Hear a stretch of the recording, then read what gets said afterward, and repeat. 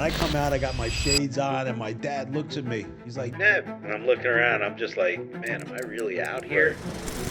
It's real. You lose your freedom. People take for granted their freedom.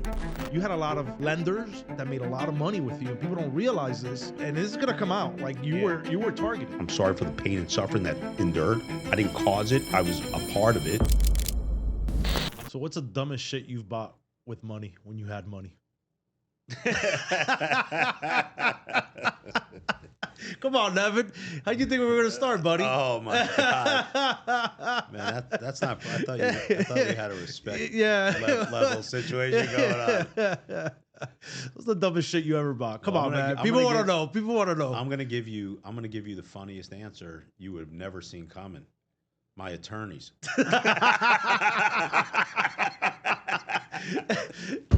Facts. Knowing what I know now, yeah, I can see that. How much did you spend on them? Like $6 million? Combined, $6 million. Yeah, $6 million. You think you're gonna return on your money? No, but I think I could have hired you. And you're not even you couldn't have done any worse than these idiots. Yeah. So everybody knows you because of the Miami scandal. Yeah. But they truly don't know your story. And I've got to know your story. Your story's an incredible story, and it's gonna get out there, right? It's coming soon. Yeah, it's about to get out there. But Biden communicated your sentence, and people think you got pardoned by Biden. Yeah. So I want you to elaborate on that and give the story about how you found out that Biden communicated your sentence. So ironically, I was given a 20-year sentence. And I was 10 years and 2 months into my sentence, and this COVID thing happened. And, everyone's talking like there's this CARES Act going around. I'm like, who cares? No pun intended. Right. What's it got to do with me? I'm sorry, people are dying out there and how serious it was. And, we're inside, so we're really isolated from the rest of society. So they're like, they're talking about releasing prisoners because they can't keep us safe. I'm like, what? And so, everybody's inside talking, and they're like, yeah, this thing's getting real. I'm like, yeah, man. All right. I'm counting sheep, and man, I don't know what I'm doing. Right. Whatever it was, it wasn't anything that was moving the world. I can tell you that. And all of a sudden, they said, no, this thing's getting real. People start really dying, and now it's becoming a serious, worldwide pandemic. So one thing leads to another, and this is, I guess, the end of March, early April. I knew this thing was potentially real when they called me to the office. They go, Shapiro, report to the counselor's office. I'm like, am I going to the shoe again? I'm like, what, man? I'm like, yo, what did I do now? Man, I've been arrested in prison. I've been in prison, and I've been arrested in prison before. I'm like, what? They're like, where would you be getting released to? I'm like, what do you release to what? And they're like, well, if we are able to release you, I'm like, from prison? I'm like, can I get my old house back? I'm like, I think you guys took that too. Right. So they're like, no, if we are able to release you due to the CARES Act. I'm like, what's the CARES Act? Man, it was the craziest set of circumstances. And then I had to call my dad, and I said, listen, I think I may be coming home. He's like, what do you mean? I'm like, yeah. He's like, for dinner? I'm like, no, like for good. And man, that's how it happened. And it was surreal, and honestly, COVID saved my life. Right. You know this now, yeah, absolutely, but COVID saved my life. I'm sorry people died over it. It was terrible, but man, it saved my life. Yeah, you were facing 20 years, right? I was, man, I'd still be in. Yeah, you'd still be in there. Yeah, maybe now with the First Step Act that came into place, I'd probably be getting out like right now. Right. Instead, I was able to get out on June 11th, 2020, and 6 years I'm home in June. and it's crazy. So they send you home, but you were on home confignment, I was right? under house arrest. Yeah, I was under home confinement, and honestly, it's better to. I'm with my family. I'm getting reacclimated to life, but it was tough. It wasn't. It's better than where I was, but Sure. in a lot of ways, it wasn't. Right. And I became institutionalized. I was in there for 3,701 day. Like I knew to the day how much time I spent in there, and just the whole process, Andy, was just very surreal. It took me, you've witnessed it firsthand for 2 years, but you've seen the better 2 years. That I have. Yeah, that I haven't. I wasn't Yeah. like this type of sane individual Sure. when I first got out. And man, you know my testimony. I know that a lot of the viewers don't. They're going to learn it, and I'll ask you: am I the animal that's been portrayed? No. Right? It took me 3 months. I mean, the way you and I met, first interview, basically the first big interview I ever did. Previous podcast I had, Beyond the Narrative, and I ended up getting you. It took me about 2 months to get you. You had reached back out to me, and I'll never forget. I was in Key West with my family for spring break. Not spring. Yeah, it was spring. No, I'm sorry. Summer vacation. We were there for the weekend, and it was Labor Day weekend.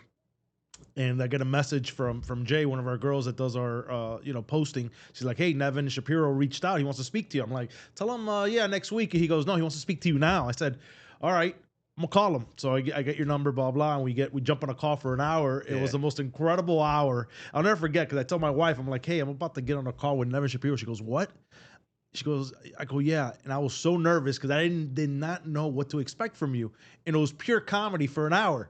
Like it was I felt like relieved. One, two, I was like, damn, you got a personality to him, and this is gonna be a lot of fun. And we ended up doing the interview a week later, and then I show up to your house, and you got a stack of papers on a table like this.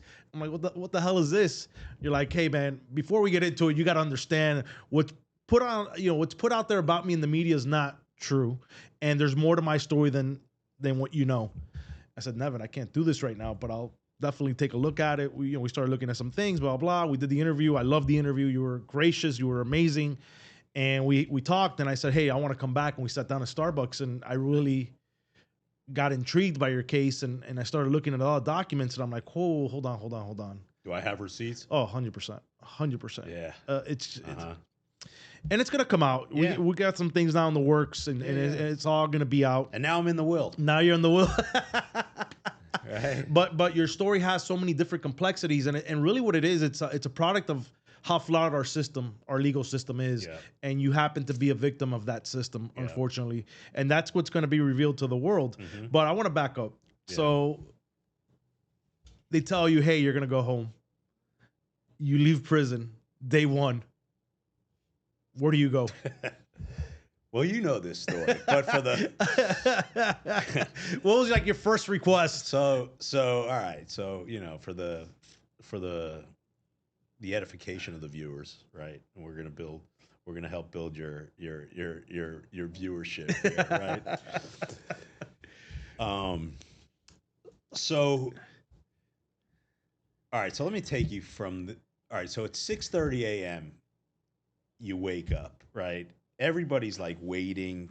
I had a number of guys waiting to say goodbye to me, and I'm not gonna lie to you, Andy. Like I was really excited to leave, and when you become part of where I was, you develop family that you didn't have because your family's outside. Right. And there's a lot of guys I was really close to. You know that. You've gotten to know some of them. Yep. And these guys, from different walks of life, black, white, Spanish, it don't matter.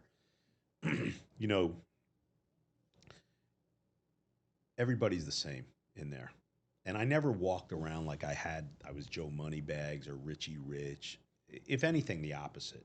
I was just a humble dude, because I've always been. I'm a middle-class kid, and I did well, and you know this. Maybe a lot of people think I was a fraud. I was very, very successful and well-to-do. I probably could have retired in my 30s. And, when I'm saying goodbye to these guys, man, it's bittersweet because I'm really feeling their pain.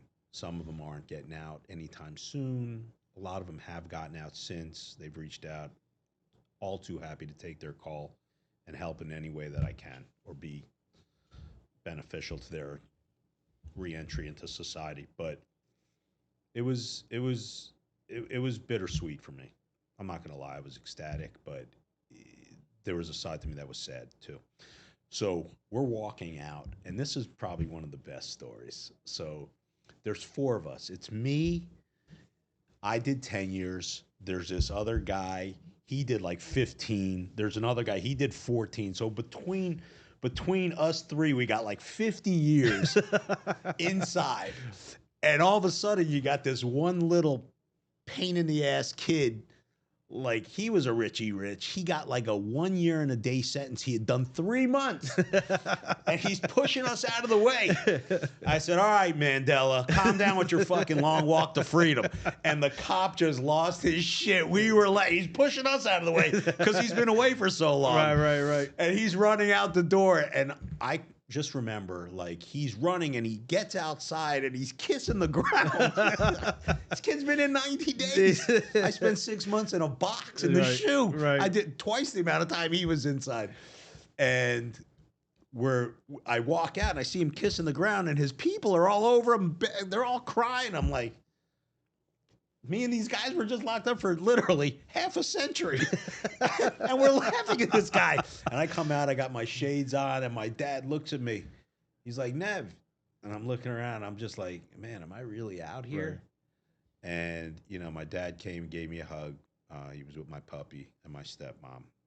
And, you know, it was a very emotional moment. And, you know, I was happy for me. I was so much happier for my dad. And, you know, it was a very powerful moment. Probably the most significant moment of my life that I remember. Even more so than going away was coming out. Because you never think you're going to get out, man. It's a really, when you hear 20 years, man, that number's real. Right. And I've had a chance since we've gotten to know each other. Like, you've lived a little bit through my lens. Right.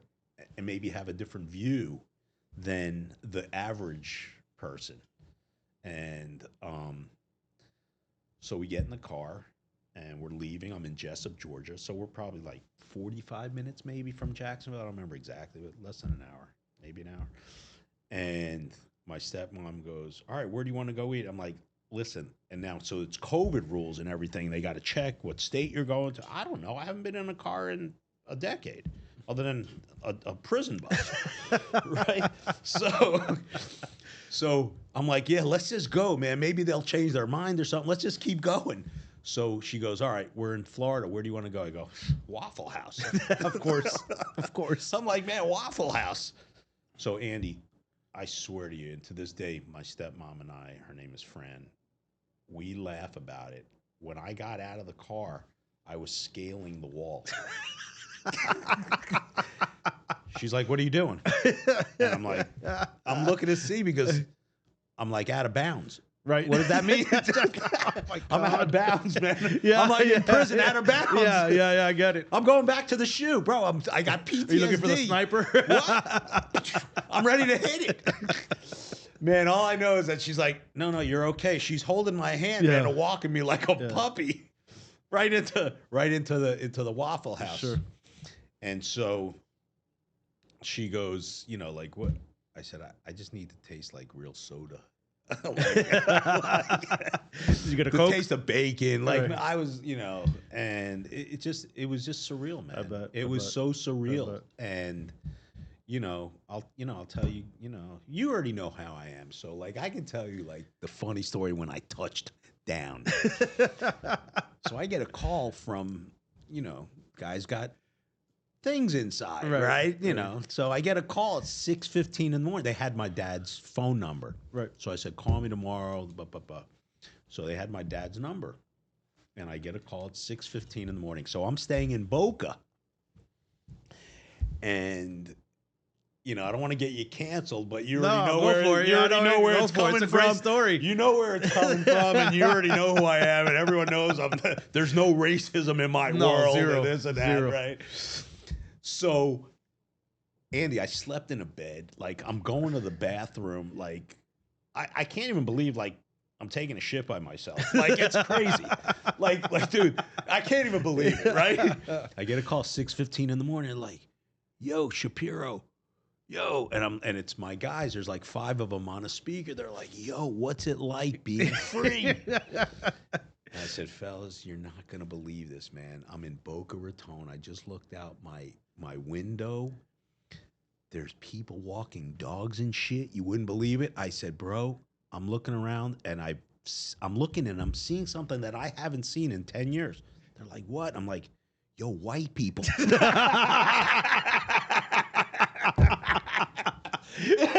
And these guys fucking lost it, man. Amazing. They were crying. I'm like, man, this is so weird. I'm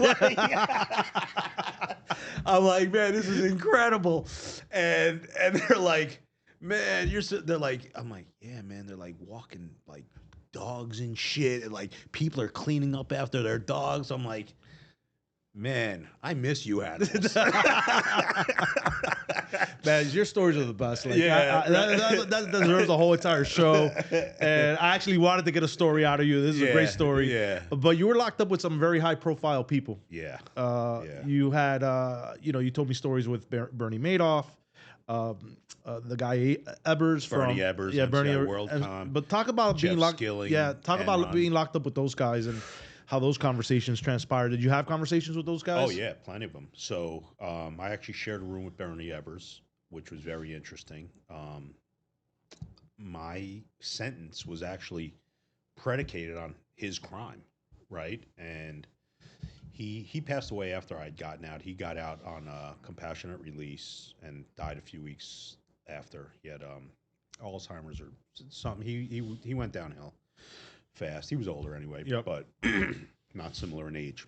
But really unbelievable conversations and interesting story. When I was on American Greed, September, I want to say 2011, maybe October 2011, I was on at 9 o'clock and he was on at 10 o'clock and we watched it together. So he watched my show and I watched his show. Oh my And we were God. like comparing notes. And I was like, this is like surreal. You couldn't make this shit up, man. And like, it's crazy because everyone's watching us, Right. watching us. They're watching us, watching us. And it was just unbelievable. But yeah, you're talking about some of the criminal or not criminal, like you're talking about some of the sharpest guys ever in the history of our country. That's what I was going to ask you. How sharp are these guys? Sharp. Yeah. Yeah, sharp. And I had a chance. I met Madoff twice, and he was an absolute scumbag. But you can't debate the level of genius, even if from a criminality standpoint. Correct. Right. And even when people take shots at me, obviously a lot more of my story than everybody. Yeah. Maybe minus 30 people in this world. Mm-hmm. Even if I was that criminal, you've still got to give me a level of respect for my acumen, because I didn't just get to $1 billion because I woke up one day and said, hey, I got a great idea. I think I'm going to steal $930 million. And then it happened. Yeah. Right? Like there was real business. There was real. Stated by I've seen documents where stated by I guess the Department of Justice, if my mind serves me correctly, where they stated you had a legitimate business up to 2008. No question. Undeniable. Exhibit 3 in my 2255. And I've spoken to many people that have said you have had a legitimate business. I wasn't built smoke. And it's all going to come out in the documentary. Yeah, I wasn't now. built smoke and mirrors. And I'm not here like, obviously, the terms of this interview. Let me ask you this question. Yeah. The Bernie Madoff happened. That's set the whole world on fire. You think part of your case came about because of Bernie Madoff? No question about it. I knew at the time. Yeah. I knew at the time I had big problems in front of me. I can tell you exactly where I was. As a matter of fact, like me I'm AI with my own state, my own. You're case, like Rain Man. My own case and my own story. Like nobody knows it like me, right? And so I'm at David's Cafe. I used to go there for my Cuban coffee every morning. Boom, boom, like clockwork. Death and taxes, and I was going to be there, right? So I remember reading the Miami Herald, and I see the whole situation with Madoff. I want to say it was mid-December 2008. And I'm like, oh, my God, this is not a good thing. And sure enough, within weeks, man, there was a run on the banks because the world was sinking at that time. And now public trust was zero. Right. And for those who felt like maybe I was an anomaly, I fit too close to that mold of great returns. It was a perfect storm. And it was God's will. I don't have unclean hands. I've never stated it. My crime within is really I lied to my lenders. Had I been honest with them, I'm way out of this and probably worth, you already know, $5 to $10 billion. 100%. Arguably, $5 to $10 billion just on my real estate. What Brickell became, what Wynwood became. I was papered up, man, and asseted up. Be that as it may, this was God's will. And it was a perfect storm, and it was set up very bad against me. I would say the way it's set up for me now in the good, right? A lot of good things are happening. But, God moves in the way he sees it's going to go. And, Madoff had a lot to do with my undoing in that situation. What were some of your conversations with Madoff inside? Well, they were short. I'll give you the one conversation, which you already know. So a few guys ran up to him. They're like, "Yo, Bernie, you know who this is? This is like the Miami Madoff." And he was like a short, fat, dumpy guy. It's not like, He screwed a lot of fucking people. People I know screwed him out of a shitload of money, particularly one of my closest friends. Andy, he was $50 million he hit up that family. He was much safer in prison. Yeah. Trust me. Yeah, absolutely. He lived his best years on his way out because it was not going to go that way. And I want to make this distinction on your case. Like, there's nobody coming after you, like victims and stuff like that, going crazy. No. In the Madoff, it was like he really ransacked. You had a lot of lenders that made a lot of money with you, and people don't realize this. And this is gonna come out. Like you were targeted. Yeah, and and for the lenders that have a real vindictive hate and anger for me, it's justified. 100%. Like, let me say, it's justified. And their families towards me, it's justified because they don't know. Right. So I really welcome, and you know how I feel about this, I welcome everybody to come to the party so they could see what really happened, because I've done nothing but try to help the situation, even though I was really responsible for where it ended up. Even you had a fiduciary responsibility. No question. Yep. And I don't denounce my responsibility. Yep. And but I didn't have to go to prison. This was a civil matter that could have been resolved, and it would have been resolved.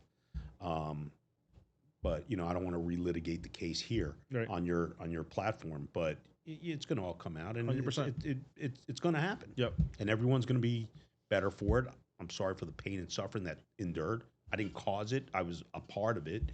But I have my contrition over what I did wrong. But there's a lot to go around.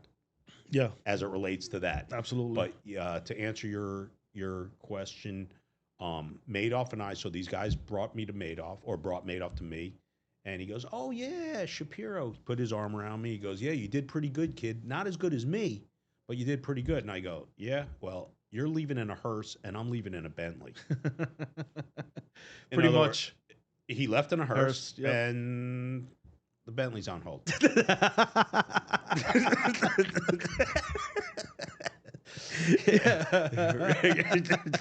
Was Bernie? Did Bernie hang out with a crew? Like, who was he hanging out with in jail? So I wasn't in the same prison as him. We were in the same institution. Got it. So the only reason we came in contact is because we were in the hospital. Sure. So Butner is a medical facility. I was in the low. So he was in the medium one. So the medium one is, you got 5 institutions within Butner. I'll give you a quick synopsis.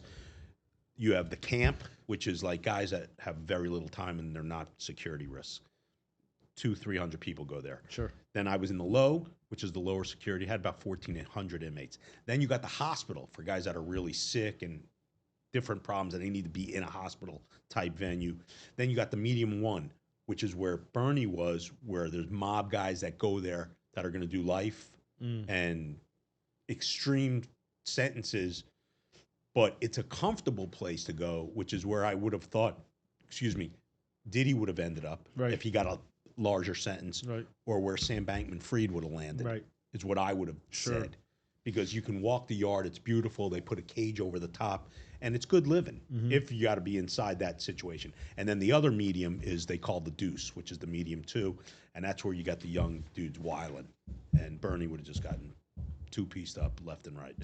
So his crew, I knew what his crew was because I was locked up in the low, and his crew ended up dropping down in security, and they were telling me they were cooking for him or this and that. So, you know, he lived the most comfortable life he could live on his way out. Right.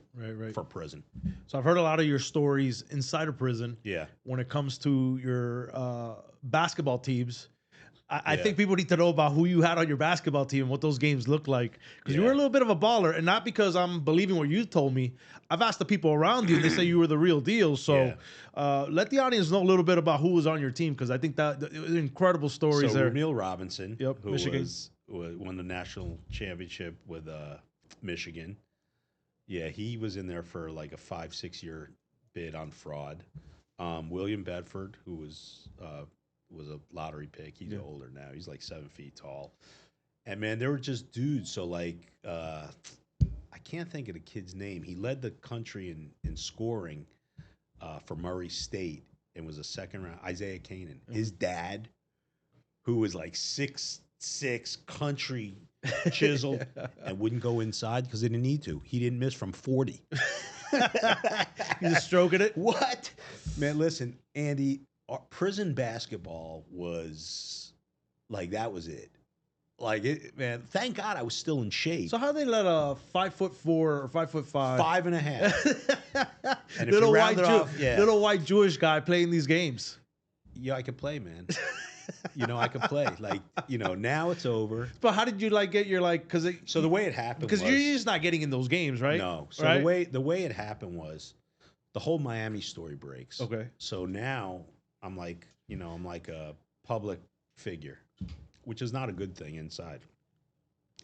And I get bounced around from spot to spot, and you know, TMZ runs their tour. I could run my own prison tour. I've toured the best of the best, and everything in between. Sure. Right. You know, you find yourself in spots in Texas that you didn't know existed, and this guy. and so I land, and finally, so they got me in the shoe, because they can't let me into general population yet, right? Because they don't know if I'm going to get targeted. They don't know what it is.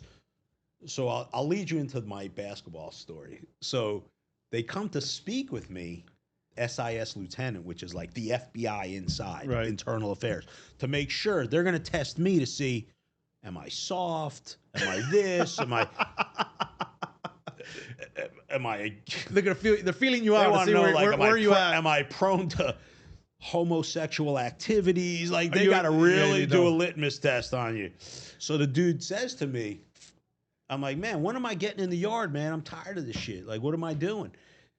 I'll never forget, man. This guy's name was Childress. So he goes, and he was calling me Hollywood because I'm all over TV at the time. And he says, do I got to worry about extortion? I go, what? Doing it? Or being extorted? He goes, oh yeah, you're going into the yard, man. You're like, man, you better check my jacket, man. Yeah. Yo, you ain't taking shit from me. You're lucky if I don't take your lug from you. I don't care how big I am. I'm gonna have a crew with me. Right. Right. So I get into the yard. Man, everyone's coming up to me, this and that. They want to be my best friend, but I don't, what do I know about prison other than I was just in a county lockup in Newark. Right. So I had a great training ground. They send you to Quantico if you're a federal agent. Right. That was my Quantico. Right. It didn't get any greasier or worse than that shit, oh man. My God, it was brutal. Yeah. Okay. I didn't start out like in romper room. Right, it was on. Yeah, it was on right from the get-go. From the pop, right off the rip. Like, you get that smoke ready. If you want it, you got it. Yeah. And if you don't want it, you're getting it. Right. So now I'm in Oakdale, Louisiana. I'm like, I'll make my way through here. You know, different people. Okay. So, like, I'm figuring out. So I said, all right, man, I'm allowed to buy an MP3. I'm figuring it out. And I'm like, yeah, where can I get my, like, I'm looking for my Dunk Lows and their Jordans. They're like, yeah, $99 or less. That's what you're spending in here. Right. All right, well, so that eliminated my like Kobe 2s at the time, right? Okay, so I got to just adapt with the natives, right? I got to wear what I got to wear. So I get my MP3, and I'm just, I'm doing my skill. I got my ball routine. I'm just doing my thing. But I got my music on. All of a sudden, I turn around. I got like 8 dudes watching me. They're like, yo, you're crazy with the handles, bro. Who are you? And one dude goes, yeah, that's the Miami guy. Next thing you know, they got me in this little run. Right. But you're an athlete. The guy who's filming us is an athlete, even though he's younger. When you lose your blow, it's not your skill set you're losing. You just can't blow. Breathe. Yeah, you can't breathe. You're hot, right? Yeah, you know what I mean? Like, all right, listen, it's not a matter of can I shoot? I can't breathe. Right? So it took me a few weeks. I got my legs under me. Now I'm in like prison heat in Louisiana. Really getting into shape. Sure. But bro, my shape I'm in better shape now than I ever was in life because I got nothing to do. Right. But to work out and play ball. That's it. Yeah. Now I'm balling. And so these dudes are like, Shapiro, man, you're nasty. Next thing you know, you're in the games. I get called up into the big leagues. and Andy, let me tell you something, man. Like, I played flag football, Holiday Park, Piccolo Park, Cagney Park. I did my tours. Right. There was nothing like prison ball. I bet. Listen, I bet. You're not calling. How was the betting? Insane. That's what I want to know. You don't even know how real this shit is until I know I'm in a seat. Are the guards betting? I know. Listen, I know I'm in a seat, but I got to stand up. Right. You know when you're going to the free throw line, and dudes are like, Shapiro, man, you fuck up my money. This isn't like being in the NBA and like you got fans and you got security. You got dudes that literally got their lunch money or dinner money on whether you hit a free throw. So I said, all right, man, fuck this. I said, look, man, here's a new thing. And bro, I was a 90% free throw shooter. 90%. Listen, like you already keep your stats. You already know. Like I'm making 8 out of 10, 8.5, 9 out of 10. I'm not missing my free throws, bro, right? Okay. But now the pressure's on. So that 80, 90%, it might as well be 40%, bro. Because now you got a different type of pressure. You're not worried about like the fan base. Dude, what? Yeah. I gotta go back to sleep with these guys. Right? So I finally said to my team, and I had a squad, right? You already know my squad's mobbed up, right? Yeah. So I say to my team, I said, look, fellas, I'm gonna become the player coach. The coach goes, but what about me? I'm like, you're gonna become my assistant. Like, listen, dude, I'm not shooting free throws. 2 minutes left. I'm checking out of the game. Yeah. They're like, why? God. I'm like, dude, I'm not wearing this. I'm not taking this pressure home with me. Like, no way. Man, I seen dudes get fucked up, man, missing free throws. Yo, the line was 8.5. Yo, you bum ass motherfucker. Like, I'm watching. Dude, it's crazy inside. And it's real. No, I know. It's real, man. And so, I could tell these stories now, but I was telling them back when. And what honestly, Andy, I grew up in prison, man. Like, I really grew up. I had a lot of money. I had women, toys, whatever, man. And you've heard these stories firsthand, so you know how good they are. But really, man, I grew up when I got locked up because there's no mommy. Yeah. Like mommy, nothing. Yeah. And it's it's real, man. It's real. You lose your freedom. People take for granted their freedom. When we leave here, we'll go get a Depende, right? Man, that shit's priceless inside, man. To just go get a shot of coffee, right? And you try to keep your semblance as normal as possible, And I had my older Miami Cuban crew that I was always really tight with, and I always found that little crew as I moved on from prison to prison because you got guys from all over. But I always stayed really close with like that Latin community from Miami because, we were drinking our coffee 9 a.m. Cafecito. 3 p.m. We had our date. We knew what it was, man. Yeah. And they were getting the sugar from the kitchen, so they're stirring it up, and we're drinking man. La Puma. I'm watching my show with Chicky in the morning, and what's funny? He's reminding me of. Remember when I went to go interview you? I'm like, hey, what can I bring you? You're like, bro, bring me some pastelitos. Please bring me some pastelitos. Yeah, man. And really, that was your most endearing thing. That's how we got cool. Yeah. That's how we got cool, right? Yeah. And so, like, I'm a Miami guy through and through, man. And like, even when I was in my county lockup, there were probably in my tier, I was in a county jail, 2,500 like gangbangers. And in my unit, probably about 250, 300 guys, maybe 30 of them were like Dominicans or Latins. And we're watching the the Univision in the morning. I can't think of the show. You know what it was. Despierta Médica. In the morning. Yeah. And I'm watching my stuff like I never left Miami. Right. And that was really painful for me, to be honest. Yeah, I was going to ask you, what was your hardest moment when you were locked up in prison? For me personally, on a personal level, when they arrested my girlfriend and finding out about my cats who were 15, 16, I had them since they were kittens, when they were born. Yeah. And I wasn't going to see them again, and they were lost. And, that, like, I cried 2 times. It was those 2 times. I never cried other than that in prison, because you know me on the exterior. I'm really, really tough mentally. Tough, fucking tough, man. Yeah. And, people. Well, you have to be. I mean, but I was really built for this anyway. Right. My crew, my guys that I grew up with a lot of wealthy Jewish kids for the most part, and I had my other world, but like my inner circle were a lot of wealthy Jewish kids, and they all knew to a man and would all admit today, on camera, off camera, whatever. If anyone was built to go do this, it was me. Right. And because I really never saw color. I'm a middle class kid. I spit differently. I bleed a little bit differently. I'm not about what you got. I'm really about who you are. And, I'm not judgmental. Let me ask you this question. Knowing what you know now and through the experiences that you've been through, would you chase the money again? No. Yeah, I would, but I wouldn't chase it in the same manner. I'm so different now. And I know you have to ask because it's your show and it's your platform. But you know the answers to this for me personally. I'm such a different guy. That guy don't exist. Andy, the only thing that still exists from that guy is the spirit and the resilience. Right. But everything else is different. Right. Like I don't care what I drive. I don't even want to drive anymore. I drive like a driver. I know you told me all the time. Like you know what I mean? Like traffic. You know what I mean? Like, I wear, like, what am I wearing? Okay, so this is Dolce & Gabbana. I could wear my Nike Dri Fit. Right. And I'm happier. I'm really more dressed up out of respect for you. No, I know you are. Thank you. Right? Thank you. Right? But you. like I'm very comfortable in my skin. Oh, you look good though, by the way. I like the way this looks. No, I mean, listen, man. You look fly, bro. I represent money. No, I know. Money bags. Yeah, I represent money, and and I got to be like this probably more often. It looks great on you. But you got to thank you. But you get institutionalized, man. Yeah, I know. You just do. It's real. Well, I've seen the change. I've seen the change in you in the last 2 years or a year and a half, 18 months, whatever you want to call it. From the day that I met you to where you're at, it's night and day. Yeah. Like you really have assimilated back into society. Yeah. You're just a different human being, and I get why, right? Yeah.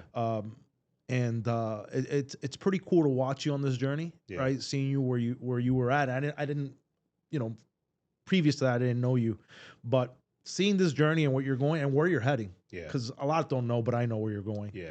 And it's incredible to just watch this all evolve, and you deserve it, bro. Like, I don't care what anybody says. If you don't know his story, the ins and outs of his story, you do not know. No clue. I know it. A few people know it. And it's going to come out, and it's all going to come out, and you're going to be fascinated. And the people that are in your corner, right? Your arresting agent, Greg Yankow, been to my house. We talk to him on a weekly basis. I mean, we can go on and on. I don't want to reveal all the characters that are behind your circle, and they're really Team Nevin. Yeah. But that's all going to come out, and it's just, man, I'm really so ecstatic for you for what's coming. Yeah. Thank you. Well, you're part of it. You know that you're on that inner circle. More than most, if not everyone. Andy, like, I just got greenlit for this big production that 100%. we got going on. Yep. And without giving details just yet, because it's not public information yet, but I'll say this: everybody was really happy and really excited for me. And the truth of the matter is, I'm happier for like you, my friend and very dear friend Bruce. Yep. Mimi, just my parents. Franz, Larry. Yeah, you know, like Fran, I mean. Like I'm really a lot happier for everybody who really knows how bad I got fucked. Yeah. And it's not a woes me party. Let me be clear for anyone who's watching or is going to watch. I take my contrition very seriously for what happened. Some really good people lost a lot of money, and I'm responsible because they trusted me. So I wear my responsibility. I took it for 10 years, right? I should have never even went away, but that's another story. I'm happier for everybody that stood in there when I was a very, very unfavorable character to get behind. Right. Right? I get the hate. I get the venom. I get the pariah. I don't even know who they're talking about because that's not even who I am. My parents didn't raise me to be that way. So can I add something? Yeah. So we've gone to the beach, and you were like kind of like the king of Miami Beach. Yeah. So fast forward 15 years since the last time you've been to the beach. Yeah. I've been to the beach with you multiple times. Every time you get stopped. We were at Joe's Stone Crab. The whole staff, like I would say 4 to 5 people came up to Nevin, just hugging him and happy to see him. Yeah. And I was like, what the hell's going on? Yeah. And they're like, hey, I know you. And like, it was just incredible to watch. And then we were having dinner on the side of the street on Española way. I forgot about that. And your buddy jumps out of a cab, Yeah. out of an Uber, Yeah. leaves the door open. He goes, Nevin, it's you, and just hugs the crap out of you. Yeah. Man, it was just incredible to see the love that people have for you. And I've seen that over and over and over. Yeah. Just people that you run into. You know, and thanks for reminding me of that. I forgot about that. Yeah. Yeah. You know, Andy, I had a lot of money, but you could be a douchebag. Right. If you have a lot of money. I know plenty of wealthy people that I wouldn't piss on if they were on fire. Yeah. You know, and you treat people with respect, man. We come into the world with nothing and we're leaving with nothing. You know, and you treat the janitor the same way you treat the CEO of a bank. That's me. That's just how I was raised. I think that's one of the reasons why you and I get along the way we do, because we think the same way. Yeah. And we treat people the same way. You are never going to disrespect. Yeah. You are never going to disrespect a common worker or service person in front of me without hearing about it from me. And I'm going to make it right to that person if you look bad. And there's certain athletes, I won't mention names, that I've seen them do that. And it was appalling to me. Yeah. And I made it right behind the scenes. But you treat people with respect, man, and you get what you give. Now, if you want to get arrogant with, I'm humble. But if you want to see the difference between humble and arrogance, I'm the definition of what a storm looks like. Right. I will embarrass you. I will break you down and make you. Yeah, you don't like to see the little guy get pushed around. I'll show you what arrogance looks like in its finest fashion. Sure. You just show people respect, man, and you treat them the way you want to be treated. Right. Right. Not everybody was born with a silver spoon. Not everybody has the same acumen to achieve certain things. But they could be doing illegal stuff and robbing you or doing this and that. They're hustling. They're trying to provide for their families. And that's it, man. And that's how I look at life. And, you know, money don't move me anymore. Yeah, I think that's one of the things I noticed with you when we first met was how humble you were. One of the things that really stood out to me is the way you treat your parents. That was incredible to watch, and you respond to their call every single time. You stop whatever it is that we're doing. Doesn't matter the meeting that we are in, and you pick up the phone. And that's incredible. Never changed. It's never changed. And, you know, just the love that you have for the people around you is very evident. Yeah. Oh, you know, and that's why, you know, a lot of the comments that I read or I have read in the past and this and that, look, if you know me, you love me. Yeah. If you do, it's just the truth. You're not going to not like, and if you don't, it's only because there's a jealousy in you. Right. That exists. Or you're believing a narrative, I think, right. is part of it. Right. Yeah. And that's it. Because I don't give you a reason. I don't come off that way. You know, I just don't. I'm never gonna. It's not my aura, man. People mistake, Andy, cockiness and arrogance for confidence. I'm a very, have you ever met someone more confident? No. You can't tell me shit, right? Like if there's a way, I don't know, where there's a will, there's a relative. Right? Like, you know what I mean? One of the greatest Jewish sayings ever. Yeah, man. You know what I'm saying? So like I'm gonna find a way. No. And I never thought I was doing 20 years, and I didn't. And I manifested it. I'm a big believer in I know you speak things into existence. I really believe it, man. Yeah, I know. I really believe it. And I just think I just think cup's always half full, man. Right. You know, and that's it. That's how I move. So I want to pivot. Yeah. The NIL is one of the hottest topics, and you and I have had many conversations about this, but I want to get your thoughts on where we're at today. You're one of the pioneers, arguably. Yeah. Right? One of the guys in the forefront of all this. Yeah. You were way ahead of your time. You told the NCAA that this was coming. Armageddon is basically here. What are your thoughts on like Nick Saban in the congressional hearings and them now them trying to get the government involved in the NIL, and where do you see this going in the next year, 3 years, 5 years? Yeah. So I think they're 15 years slow to the party. They didn't want to listen to somebody who was really speaking from personal experience. Sure.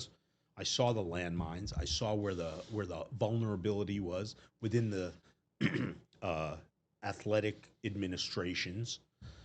It's at the end of it's a money grab. 100%. I mean, any way you slice it, people could say what they want. It's a money grab, this and that. How do you stop it? You can't. How do you get ahead of it to at least acquiesce where now we're all on a level playing field? There's ways. I'm not the smartest guy in the room, but I certainly have a lot of opinions on how I would begin that process. For one, you have a guy like me in that meeting. I agree. Like, that's for one, right? Like, okay, not to poke at myself, but like, okay, you want to talk about financial fraud. I got a great idea. Let's bring Bernie Madoff, Nevin Shapiro, Jeff Skilling, Bernie Ebbers. Let's find out what they think. Right. You think we'll know where the signs are? Right. Wouldn't you say the same thing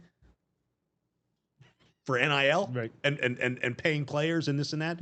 Andy, there's a million ways to skin a cat, and it's so deep now. Like, it's not my business to really air out what I know is going on behind the scenes, underneath the college game. I think you have a little bit of an idea because we're in the same circle, but it's way deeper. Oh, it's deeper than what people think. Like, and you better go down to Pop Warner. Yeah, because that's where it's starting at. You know, I'm hearing $50,000 for a 9-10-year-old. We know one story individually, right? 100%. No names. We just know. We know. Is it real? Yeah, it's real. It's real. It's real. So that's what I would say. You're not going to get ahead of it. What you got to do is be able to coexist, so it's a level playing field for everybody. I agree. That's what you got to do. It's got to be run almost like an NFL salary cap with severe sanctions for violating. I'll tell you what it has done. You know, you and I are purists. We've talked about like we're old school, 90s, 80s. Where you're 80s, I'm 90s. Yeah. I grew up in that era of college football, which I would say and argue is probably one of the best ever. That 90s, Amazing. early 2000s, it was an incredible era of college football, right? But I think it's given the Indianas of the world an opportunity to win a national championship when that never happened. Yeah. So I think it's creating more parity. Is that safe to say? It definitely has. Everyone's got a fighting chance. Texas Tech. Everyone's got a fighting chance. You're in it. Yeah, you're in it now. You're a player for any 5-star. Yeah. Which you never could say before. Yeah. You know, it's done some good things. But it's also destroyed any purity there is of the game. Right. The fan base, the loyalty of a fan base is certainly in question. Look, so obviously I'm a University of Miami fan. You cannot. I can't. So I just recently did a show, right, with the co-host I do my thing, and we were talking about the narrative of the show was my favorite 5 players ever out of the University of Miami. Not the 5 best. My 5. Favorite. How I would rate them. Very hard to do. Right. Very. Just, I know number 1 is Santana Moss. He was one of the 5 for sure. Right. Yeah. So. The whole reason I'm mentioning this, I can't even get into the Cam Wards this generation because it's not a level playing field to what that generation was. It's like you looking at your daughters through their eyes. Right. We're on different clocks. Yep. And so we're just in another world, man. And it's just become like from the day I met you, I've been telling you this, it's WWE entertainment. This sports is entertainment. Well, the world. Yeah. Societies, WWE. It's entertainment, man. Yeah. Like you live in a fantasy. It's in a fantasy, absolutely. You know, it's not even what's reality anymore. I don't care. Listen, like I've given this a lot of thought. The paying the players doesn't bother me. What bothers me is the transfer portal. And I think they need to put more restrictions on the transfer portal, which they already took away the spring transfer period. Yeah. But they need to put restrictions where you get one time you get the transfer, not transfer every year. I think that's where a lot of programs are getting hurt and making investment in players, and you lose them the next year. Yeah. You got to re-recruit your kids. I think that's where the problem lies, and if they can address the transfer portal and really put some serious parameters around that, I think you fix the purity issue of the game. There is a lot that can be done. There's got to be a temporary freeze time where, in other words, obviously football runs the world. Sure. Basketball is obviously second, right? But they coincide with schedules, with their seasons. You've got to put a moratorium on, okay, up until this point, this is your cutoff point, and they need like a full year of like house meetings and come up with the plan that is foolproof. Sure. Let's say a year from now, your moratorium is going to end. So whatever kind of shenanigans you were getting away with, it ends here. Right. And you can't go back and charge people for whatever took place up to that period. Mm-hmm. And these are the new rules. Right. That's what I would do. Right. Agreed. You have to. I've been saying this for a long time because it's just the Wild West, man. And it's just going to get worse and worse. And now you're going to have coaches compromised. Like, the thing that really got me sick, and whether you're a fan of Lane Kiffin or you're not a fan of Lane Kiffin, what he had to go through when he has Ole Miss at the doorstep. And let's face it, if they beat Miami, they're in the title game, Yeah. right? So they're without their coach. They're one game away from playing for the title. Mm-hmm. Ole Miss, perennial average team. Right. He had to leave. But can you fault him? No. $100 million. Andy, you leaving your company? Bye. Yeah. So you put him in that spot, but now he's taking heat. How do you give him the heat? It's life-changing money, right? It is. It is. You know, and so they've caused this reaction and chain reaction. This is all because the NCAA never wanted to pay the players. I don't speak from just pure greed, you think, on their part? Yeah, what else? They didn't want to change the model. They're, that's it. I know. I was in the lines then with these idiots. Yeah. Is the NCAA, does it exist 5 years from now?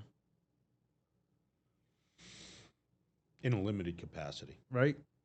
Yeah, I don't see them in the next 5 years. They're already in a limited capacity. Yeah. So I would say yes, they do, because they'll probably always be I think what's going to happen is you're going to create 2 mega conferences, and they're going to run their shit. Yeah, that's what's going to happen. That's what's going to happen. I agree with you. It's coming down the pipeline. Mm-hmm. That's been setting up for a minute. Yeah. Big Ten and the SEC. SEC and everybody else. Pick one. Yeah, pick a side. Yeah, exactly. That's what's going to happen. They're going to draw. Yeah, I'm in agreement. All right, let's talk about your beloved Miami Hurricanes, their resurgence back into prominence, and where do you see talk about a little bit about how the program has had a 20-year period where they've been terrible, and then they just went on this run, and they were a couple plays away, I think, from winning a national championship. Yeah, and in my opinion, going into next season, they're one of the top 3 favorites to win it all. Yeah, it's been great to see. It's been cathartic for me to witness. I'm happy. Listen, man, I'm a diehard, man. Even my scandal, this and that. There's a lot behind that scandal, right? Not just one day woke up and I was like, bitter. That's not what happened. But living in the now, I think with the NIL world, they are positioned to be a player every single year. Yep. Period. And anything less than a playoff run is unacceptable. And the fan base has every right to go nuts. If you had to guess, what do you think their true payroll is? 40 million. Yeah. 40 to 50. Yeah. Somewhere in that neighborhood. Yeah. I think they It's crazy, right? I think they lost. Would you have money. ever thought in a world where Miami would be spending that type of money on players? I would have never seen it. No. But a lot of that has to do with where we live, Andy. Yeah. Agreed. This is a resurgence of Miami. Yeah. The city. Mm-hmm. And the Hurricanes are the beneficiary of that. Yeah. I'm glad. I've always said it. Listen, man, I considered myself an incredible recruiter. And if I didn't, others did. But I can tell you one thing. I wasn't recruiting shit in Tuscaloosa. I bet. I couldn't even recruit myself to Tuscaloosa. You know what's funny? So Nick Saban went in the congressional hearings and, talking about, he's been like the biggest advocate. And I think it was Trent Richardson came out and said, yeah, you gave me, look this up, Sean. Who came out speaking against Nick Saban saying that they gave him a bag? Trent Richardson. It was Trent Richardson, Yeah, right? I thought it was AI, but maybe it was real. I don't know. But I can tell you this, Andy, like, I don't want to start knocking other states because I'm American. So like the United States is the United States. We're all one, right? Right. Others may not agree. But I can tell you one thing, man. If I didn't have to do prison in Alabama, you'd never catch me in Alabama. Hey, listen, last time you took a stab at Ohio State, you lost your Instagram account. Like honestly, I'd never step foot in that state, man. I got bad juju in that place. Does Kellen DeBoer make it past next year?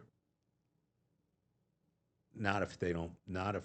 I'll give you a scenario. They go 9-3. Make the playoffs. Make the playoffs. Does he keep his job? He's got a shot. Yeah.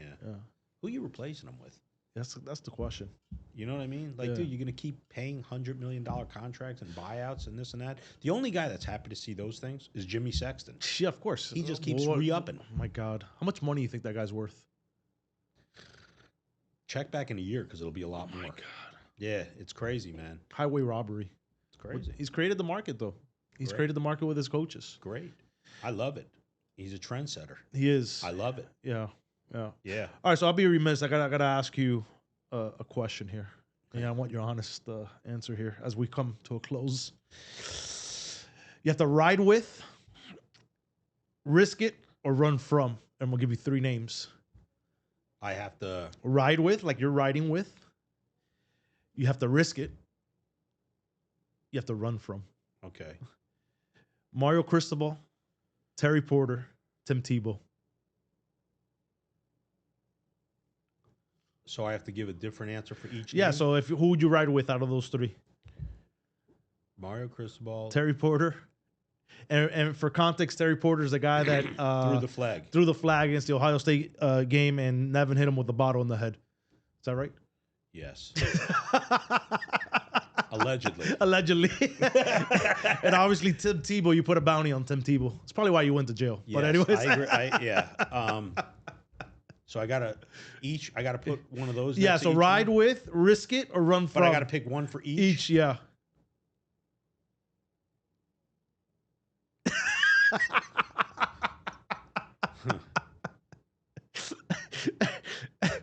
I'll risk it with Terry Porter because I threw a bottle at him and I didn't get arrested. I was detained.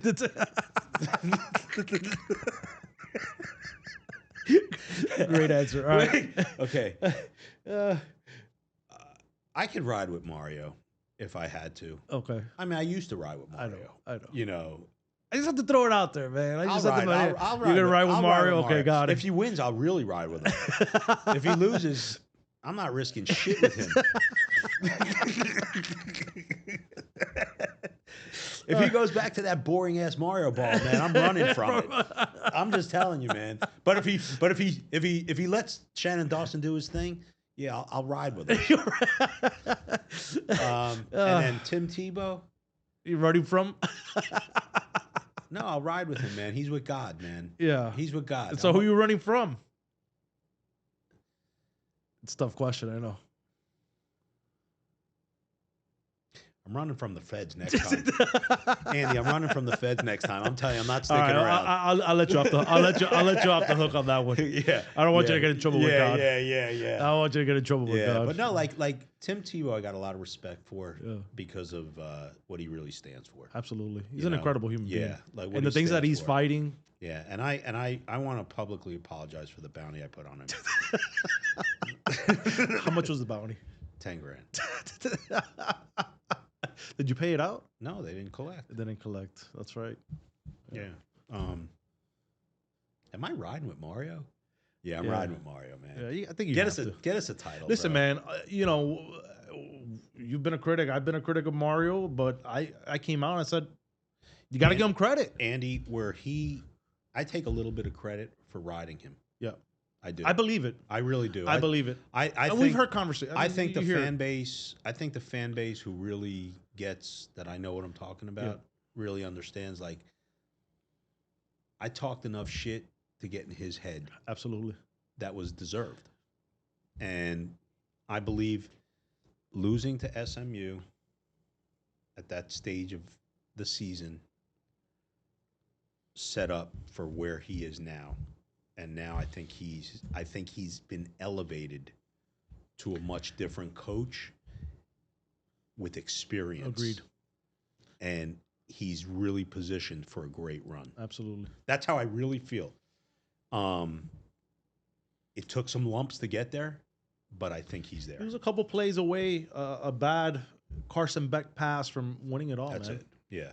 You can't get any closer than what he was. You got to give him credit, man. And He had you know, 40 it's not yards, easy. 40 yards to go, man. And here's the thing. Here's the thing that I see right now that I really, truly love most. And I've felt this way in the last few days watching their spring practices from what's gotten back to me and what I've read. Competition's real. Yeah. And they're fighting. Right. That's how it used to be. Right. So if nothing else, he's created that battleground. University of Miami culture. Battleground. Yeah. Like that's what you hear from the former players. We and used I'm to cool. the practices were harder than the games. And I'm cool with it, man. Yeah. Like I'm cool with it. And is he an X's and O coach? He's never going to be that. Can he be dominant as a coach, a top 3 coach in the country with what he's got going on? Yes, he can. He can. And yeah, he can. Yeah. And that's where I think he is, and that's where I think the program is. The program's in the best shape it's been since the year they won a title. Yeah, I have to agree with you there. Yeah. We'll see what happens this year. They have a shot with Darian Mensah. I think it's, unbelievable. Can you believe that kid got $10 million? I believe anything, Andy. Yeah, I know. In today's world, It's crazy. I really would. As it relates to NIL, what's next? Yeah. $10 million a year for a kid. Yeah. Yeah, I mean, anything's possible. I think Miami plays. They play at Clemson and they play at Notre Dame. And those 2 games are going to be the only potential blow-ups in the season. And if there's a different one, it's a major upset. Yeah. So I see Miami at worst. Just look at Vegas, what they're over. They're getting in. They're getting into the playoffs. Listen, That's a lot. Are they going barring undefeated? an injury? Are they going undefeated or losing one game? Yeah. That's what I think. Yeah, and, I have to agree with you. And there. I would say as much as I hate Notre Dame, Notre Dame's gonna be really good. We're gonna have to play there. It's gonna be cold first week of November.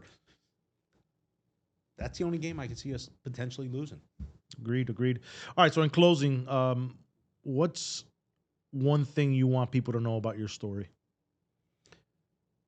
Great question, and I'll give you a great answer. If an idiot is presented all the facts and he still doesn't believe the truth, he's an idiot. All right. You've heard everybody else's version. Yep. How about the real one? Yeah, it's true. How about the real version? Yep. I'll look into the camera. Anybody wants to know it? Andy, do I show up with receipts? Everyone, he's a liar. I've lied about one thing, and it wasn't to anybody. It was to my lenders. I've never lied. Anything that's taken place, the University of Miami. Well, Greg Yanko, the guy that arrested you, former FBI agent, told me in all his years, personally, and told me, Nevin's the only guy that never lied to him. There was no need, man. I was served a bad hand. I'm not woe's me. God is good. I had to go through this and wait for the whole story to come out. Absolutely. And read the facts and read everything. If you're really interested in making an educated decision on what type of person I am and what I was guilty of, make yourself aware of all the information that's going to be provided. The real information. The facts. Yeah, and it's coming soon. Like you said, we got greenlit, and it's going to be hitting your screens pretty soon. And, and if you hate me still or feel a certain way, you're entitled, but you're just not being honest with yourself about what I went away for. Absolutely. Well, thank you for doing this, man. I really enjoyed this. It was pretty cool, man. And getting to know you the last almost 2 years, it was a lot better interview than the first one because I know your whole story. I know your whole life. And then you're coming from a different different perspective, so I can really bring out certain things. You know where the landmines are. Yeah, it was incredible. But thanks again, man. And we'll continue doing great things. Yeah, awesome. All right, brother. All right, bro. Thanks. Catch you guys on the next one.